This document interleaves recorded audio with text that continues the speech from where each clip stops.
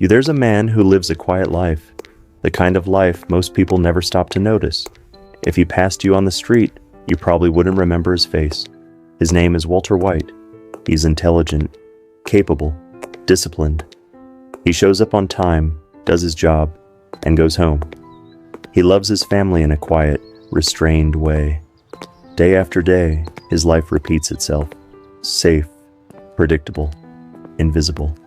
And for a long time, he accepts that place, because the world has already chosen it for him. But inside Walter, something is slowly breaking. Not loudly, not dramatically. It's the kind of damage that happens in silence. The damage of being unseen, of being undervalued. Imagine a tree growing in the shade of taller buildings. It doesn't die. It doesn't scream for attention. It simply grows slower, stretching toward a light that never quite reaches it. That was Walter White. He had knowledge, he had skill. But to the world, to his students, to his boss, even he feared to his own family. He was just background noise, polite, predictable, replaceable. This isn't just the story of a chemistry teacher. It's the psychology of millions of people. People who work late while no one notices. People whose ideas fall into silence, only to be applauded when someone else repeats them. People who give consistency, loyalty, patience, and receive indifference in return. And here's the cruel part. Your anger doesn't explode when this happens. It retreats. It turns inward.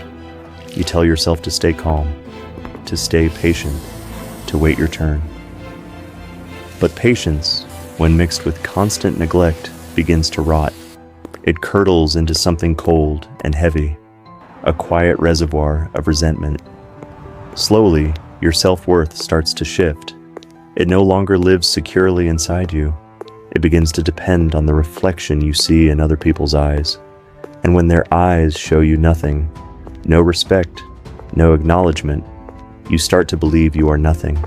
Society has simple labels for people like this: ordinary, weak, unremarkable. And the most dangerous moment is when you start believing those labels yourself. You walk a little softer. You speak a little less. You make yourself smaller so you won't be a burden. And that only makes you easier to overlook. It becomes a silent cycle. For Walter White, the cancer diagnosis didn't create this feeling. It confirmed it. It put a deadline on a life already spent unseen. The fear wasn't death. The fear was disappearing without ever being recognized, without ever being counted, without ever being respected. And that's when the question formed: quiet, terrifying, irreversible. If I'm going to disappear, will I disappear as nothing? This is where we must understand Walter White without romanticizing him. He didn't cook meth for money. Not at his core. He did it for respect. For the first time in decades, his mind mattered. His decisions carried weight. People feared his name. He wasn't Walter White anymore. He was Heisenberg. And that's the tragedy. He confused fear for respect, control for worth, power for value. He fed a starving ego with poison, and the poison consumed him from the inside out.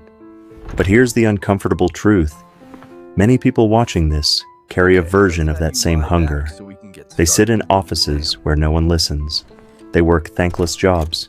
They carry families who take them for granted. They feel that same pressure in their chest, that same tightening coil of frustration. The world has told them they are not special, and part of them fears the world might be right, but they don't break bad. They don't explode. They swallow it. They wake up tired. They show up anyway. They carry on. Their strength is quiet, and because it's quiet, it's rarely praised. If you see yourself in this story, in Walter's invisibility, in the simmering frustration, in the hunger to be seen, understand this first. Feeling unvalued is not proof of your worthlessness. More often, it's proof of a world that is blind, a world that mistakes loudness for importance and silence for weakness. Your pain is real, but pain is a crossroads, not a destination. Pain can corrupt you. It can whisper that you must take your worth by force, that you must make them notice, no matter the cost. That is the path Walter White chose. But pain can also refine you. It can become the fire that forges discipline, patience with purpose, strength without bitterness. This path is slower, harder, and far less dramatic. It doesn't give you instant recognition. It doesn't give you revenge, but it gives you something better. So listen carefully, because this part is for you. You still have time. Time to choose dignity over destruction. Time to build instead of burn. Time to prove your value, not through shortcuts, not through fear, but through growth. Your validation must come from within before the world can reflect it back to you. This means growing in silence sometimes.